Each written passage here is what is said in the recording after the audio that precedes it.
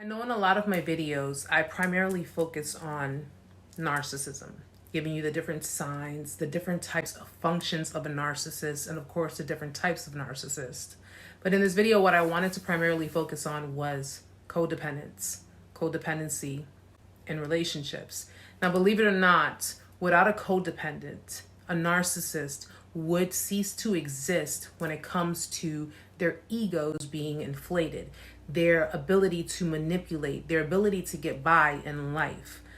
So if we really think about it, a narcissist needs a codependent person to be in their life in order for them to not only get the fuel that they need, but in order to be able to get what it is that they want and move on to the next person. Codependents are primarily people who rely on external sources to fulfill them emotionally. So generally, a codependent is someone who has had inconsistency in their lives from their parents or their caregivers.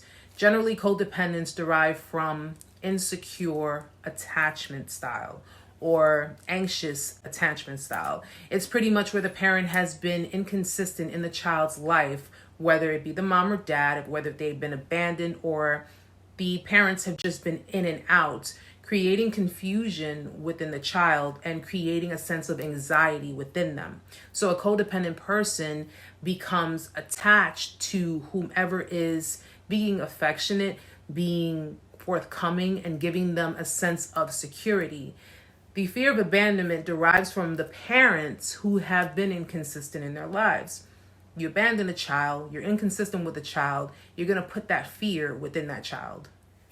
If a codependent child has been raised by a narcissist parent, generally that child is going to be given a lot of responsibility, a lot of duties that belongs to the parent. So they're going to basically be given the caregiver role.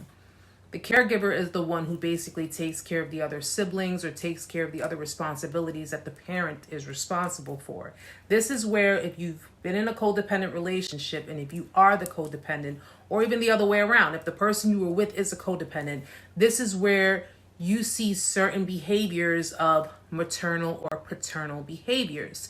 This is where they want to take care of you. They want to constantly give. They want to constantly do for you. They want to constantly provide for you. This is because this is basically something that has been instilled in that person since early childhood. Now, on the flip side of that, a lot of the time codependents also perform these duties for fear of being abandoned. So they think that they need to overcompensate. They need to do more than what's necessary to keep the person within the relationship. This is where codependents and narcissists have a lot in common. However, it's kind of like yin and yang.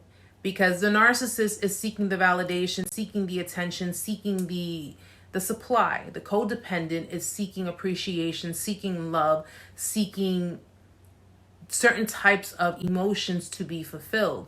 The narcissist can see that the codependent is desirous of these types of behaviors. So the narcissist is going to give it to the codependent, but at bare minimum. The codependent is going to accept that bare minimum. So it's basically the codependent giving a yard while the narcissist is giving an inch.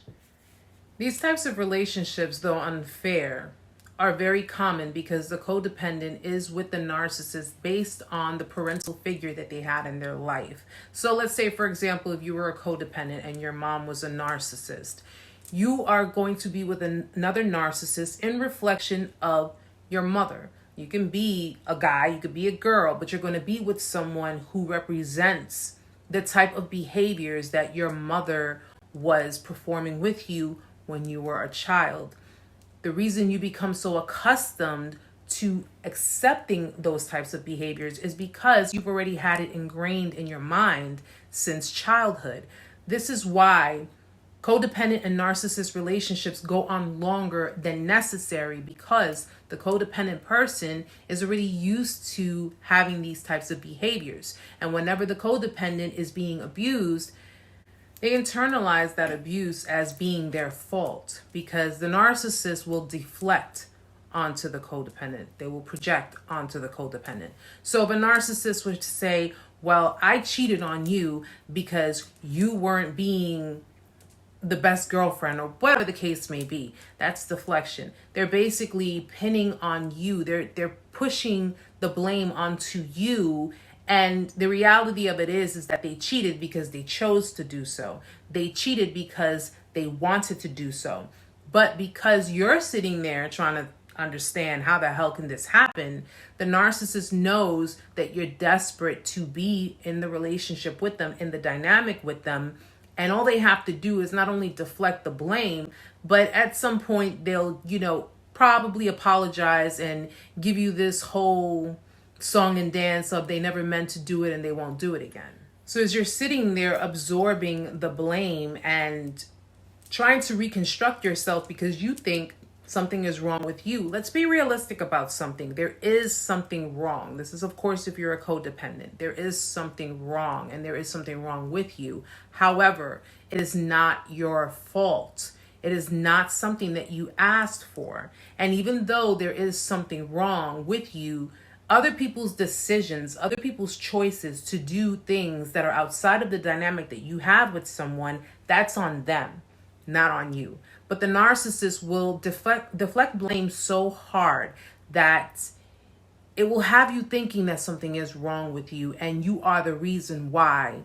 They are manipulating, they are abusing, they are gaslighting, they are hurting you. You're the reason why they are doing all of the unnecessary bullshit that they're doing to you. Now, this is all happening all in the interim of creating a trauma bond. Your foundation, your connection, your relationship is based on your traumas, both you and the narcissist. So everything that's being created within the dynamic, the lies, manipulation, the pain, the harsh words, the nastiness, the brutality, everything, it's not good for you. And there is a little part of you inside of you that is telling you, which is your brain, it's telling you you need to get out of it. You need to let it go. How many more times are you going to have to deal with this before you actually walk away from this? But the other part of you, which is your heart, is telling you to stay because even though there is all of this nonsense going on, they're breadcrumbing you in the interim of this relationship. So they're kind of tugging at you. It's a tug of war between reward and punishment behavior. Because the minute the narcissist senses that you are catching on to certain things, or you're just saying to yourself, no, this is a little too much. I think I'm just going to have to. That's usually when it gets beyond your breaking points. They're going to flip the script. They're going to try to put on another mask and showing remorse and showing they're sorry, because the narcissist has to be the one to discard you. You can't be the one to discard them. They have to be the ones to say when it's over, not the codependent. And if the codependent becomes too clingy, if they become too, in a sense, obsessive, if they become too dependent, the narcissist can't take that. The narcissist can't handle that. So that's usually when it goes into the phase of beginning discard. So generally what it all boils down to is codependents are people who are looking for emotional fulfillment through external sources because they did not receive that type of emotional fulfillment when they were children. And of course, if you get involved with a narcissist is going to sense that. They're going to sense it based on the certain types of behaviors that you, as a codependent, if you are a codependent, would be demonstrating to them. And they're going to utilize that against you. They're going to play it off. They're going to basically pose as, I'm loving, I'm caring, I'm giving, I'm genuine, I'm sincere, all of that. I'm empathetic, everything.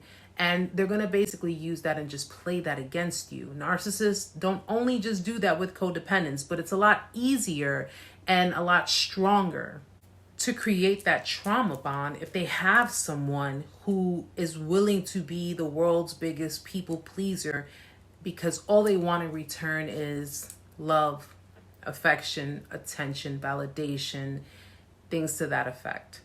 But of course, if the codependent has become too clingy, if the codependent has become too much for the narcissist, then they're basically going to start to look for new supply. And once they've locked in new supply, they're pretty much just going to discard the codependent, and in the worst way possible. A narcissist really couldn't get away with that as much if it came to a non-codependent person, because secure people do not need to overly please other people. They're pretty much, you either accept me as I am or you keep it moving. Just understand, if you are a codependent in relationships, or you are a recovering codependent who is still in the phases, know that overcoming codependency, it may be hard, but it's not impossible. All you're really doing is you're reprogramming your brain. You're reprogramming how you think about things, how you see things, and you are focusing on you. Overcoming codependency, what it really means is giving yourself that self-love. So all of that love that you felt was missing and you had a big void, you just have to be the one to fill that in.